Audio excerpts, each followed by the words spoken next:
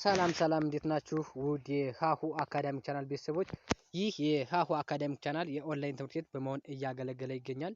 በኦንላይን የምናስተምራቸው ትምህርቶች አማርኛ፣ እንግሊዝኛ፣ ሂሳብ እንዲሁም ሌሎችን ትምህርቶች እያስተማርን እንገኛለን።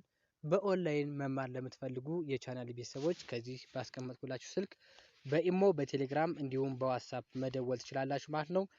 ይህ ቪዲዮ ለአማርኛና እንግሊዝኛ ለጀማሪ ተማሪዎች በጣም ይጠቅማችኋል። እስከ መጨረሻው እዩት። እኔንም ሳብስክራይብ በማድረግ አበረታቱ። ቀጥታ ወደ ዛሬ ቪዲዮአችን እንሄዳለን። ተከታተሉን። ይህን ዛሬ የምናየው የአማርኛ ፊደሎችን ማጥናት ነው። ከሀ እስከ ፐ ያሉ የአማርኛ ሆሄያቶችን ማጥናት።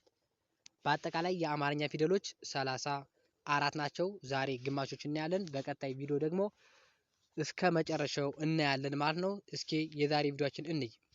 እሺ፣ የቪዲዮአችን ርዕስ የሚሆነው ከሀ እስከ ፐ ያሉ የአማርኛ ሆሄያቶችን ማጥናት የሚል ይሆናል ማለት ነው።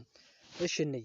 ዛሬ ሙሉን አናይም፣ በቀጣይ ቪዲዮ ስለሚረዝም ማለት ነው። በቀጣይ ቪዲዮ ነው የምንጨርሰው። ዛሬ ከሀ እስከ ግማሹን ነው የምናይ ማለት ነው። በቀጣይ ቪዲዮ ደግሞ እስከ መጨረሻ እናያለን ማለት ነው። እሺ እንቀጥል። ከሀ እስከ ፐ ያሉ የአማርኛ ሆሄያቶችን ማጥናት የሚል ይሆናል ማለት ነው። እሺ እንቀጥል። የመጀመሪያው የአማርኛ ፊደል ሀ ይባላል። እሺ እያንዳንዱ የአማርኛ ፊደል ሰባት ነው። 34ቱ እያንዳንዱ ሰባት ይዛል ማለት ነው። እሺ እንቁጠር። ሀ፣ ሁ፣ ሂ፣ ሃ፣ ሄ፣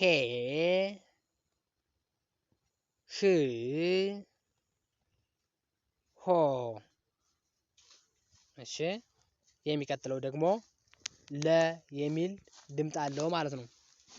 ለ የሚል ድምፅ አለው። እሺ ለ፣ ሉ፣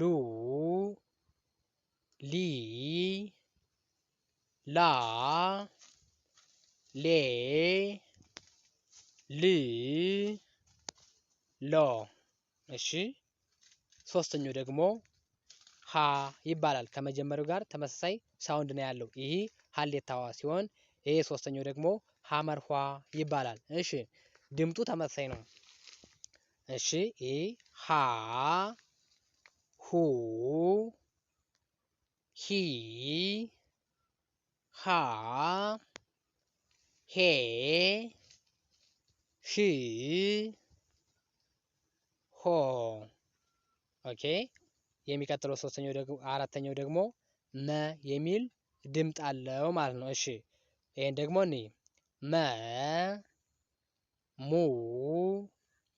ሚ፣ ማ፣ ሜ፣ ም፣ ሞ። እሺ ይሄኛው ደግሞ ሰ የሚል ድምፅ አለው። እሺ ሰ፣ ሱ፣ ሲ፣ ሳ፣ ሴ፣ ስ፣ ሶ። ኦኬ እስኪ እንደገና እንድገመው። ሰ፣ ሱ፣ ሲ፣ ሳ፣ ሴ፣ ስ፣ ሶ። ኦኬ የሚቀጥለው ደግሞ ረ የሚል ድምፅ አለው ማለት ነው። እሺ ረ፣ ሩ፣ ሪ፣ ራ፣ ሬ፣ ር፣ ሮ። እሺ የሚቀጥለው ደግሞ ይሄ ደግሞ ሰ እንለዋለን። ይህን ሰ ብለናል። ይህም ተመሳይ ነው። ሰ ድምጡ ተመሳይ ነው። አንዱ ንጉሱ ሰ ነው። አንዱ ይሄ ደግሞ ሰዓቱ ሰ። ንጉሱ ሰ እና ሰዓቱ ሰ በሚል ነው እንጂ የሚላይ ሁሉም አገልግሎቱም ተመሳይ ነው። ድምጡም ተመሳይ ነው። አንድ ያጣጣፍ ልዩነት ነው ያለው። እሺ ይሄም ሰ፣ ሱ፣ ሲ፣ ሳ፣ ሴ፣ ስ፣ ሶ። ኦኬ የሚቀጥለውን እንይ። እሺ ይሄ ደግሞ ሸ የሚል ድምፅ አለው። ሸ ሹ ሺ ሻ ሼ ሺ ሾ። እሺ በመቀጠል ይሄ ደግሞ ቀ የሚል ድምፅ አለው። ቀ ቁ ቂ ቃ ቄ ቅ ቆ። እሺ ወደሚቀጥለው እንሂድ። እሺ ይሄ ደግሞ በ ተብሎ ይጠራል። በ ቡ ቢ ባ ቤ ብ ቦ። እሺ ይሄ ደግሞ ቨ ይባላል። ቨ ተብሎ ነው የሚጠራው። ቨ ቡ ቪ ቫ ቬ ቭ ቮ ይባላል። ኦኬ ይሄን ቮ ካል ይሄ ደግሞ ተ የሚል ድምፅ አለው። ተ ቱ ቲ ታ ቴ ት ቶ። እሺ ወደሚቀጥለው እንሂድ። እሺ ይሄ ደግሞ ቸ የሚል ድምፅ አለው። ቸ ቹ ቺ ቻ ቼ ቺ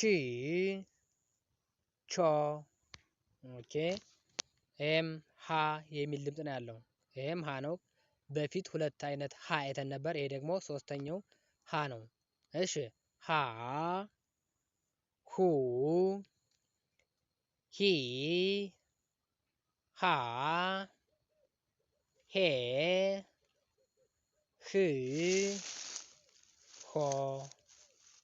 እሺ ይሄ ደግሞ ነ ኑ ኒ ና ኔ ን ኖ።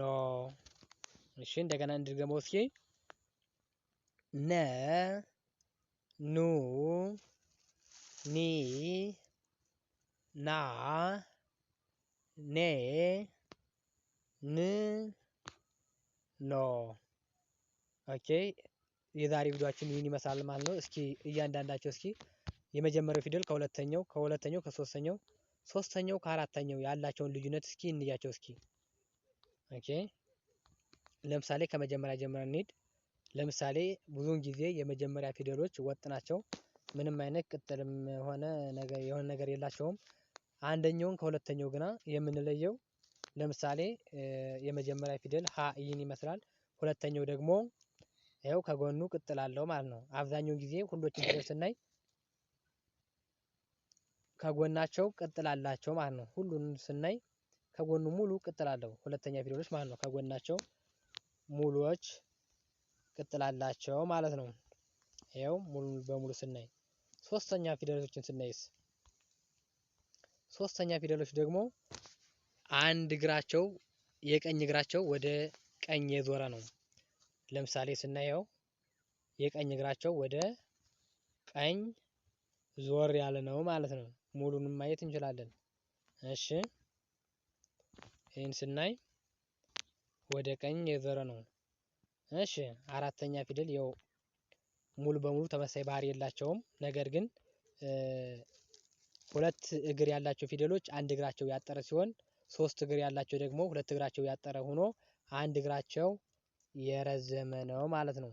ሙሉን ማየት እንችላለን። ያው ሙሉ በሙሉ ተመሳሳይ ባህሪ ባይኖረውም አብዛኛቸው ግን አንድ እግራቸው ያጠረ ሆኖ አንድ እግራቸው የረዘመ ነው ማለት ነው። ባለ ሁለት እግሮች ባለ ሶስቶች ደግሞ ባለ ሶስቱ ደግሞ ሁለት እግሩ ያጠረ ሲሆን አንድ እግሩ የረዘመ ነው ማለት ነው። እሺ አምስተኛ ፊደሎች ግን ተመሳሳይ ባህሪ ያላቸው። ከታች ስናይ የቀኝ እግራቸው ብዙዎች ቀለበት አላቸው። ይኸው ዛሬ ያየናቸው ሙሉን ስናይ ሁሎች ከቀኝ እግራቸው ቀለበት አላቸው ማለት ነው። ይኸው ስድስተኛ እና ሰባተኛ ፊደል እንኳን የጋራ ባህሪ የላቸውም። ሁሎችም የተለያዩ ናቸው። ብዙም ተመሳሳይ ባህሪ የለውም ማለት ነው። ሌሎች ግን ሁለተኛ፣ ሶስተኛ፣ አራተኛም ሙሉ በሙሉ ባይሆንም አምስት ሆኖ ተመሳሳይ ባህሪ ያላቸው ማለት ነው። ውድ የቻናል ቤተሰቦች የዛሬ ቪዲዮአችን ይህን ይመስል ነበር።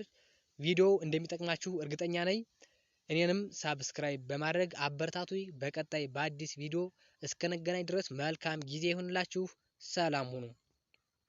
ቪዲዮው እንደሚጠቅማችሁ እርግጠኛ ነኝ። እኔንም ሳብስክራይብ በማድረግ አበረታቱኝ። በቀጣይ በአዲስ ቪዲዮ እስከነገናኝ ድረስ መልካም ጊዜ ይሁንላችሁ። ሰላም ሁኑ።